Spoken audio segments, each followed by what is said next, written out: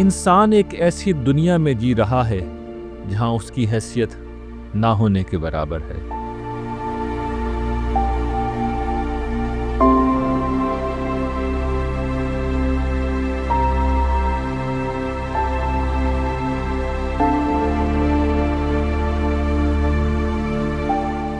سورج اگر تاریک ہو جائے، فضا میں آکسیجن نہ رہے، زمین کی گردش تھم جائے، سمندروں کا پانی خشک ہو جائے اور وہ صحرا میں بدل جائے، یا ان جیسا اور کوئی سانحہ رونما ہو جائے تو انسان کا وجود صفحۂ ہستی سے مٹ جائے گا۔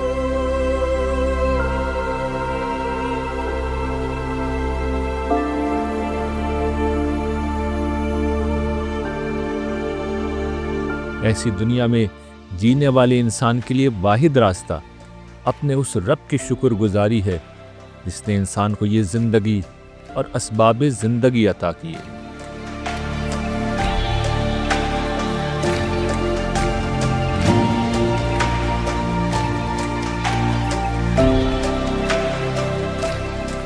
انسان کی کہانی میں ہم یہ دیکھیں گے کہ جن لوگوں نے شکر گزاری کی ان کو خدا نے کس طرح اس زمین کا بادشاہ بنا دیا، اور جنہوں نے سرکشی کی وہ کیسے ہلاک کیے گئے۔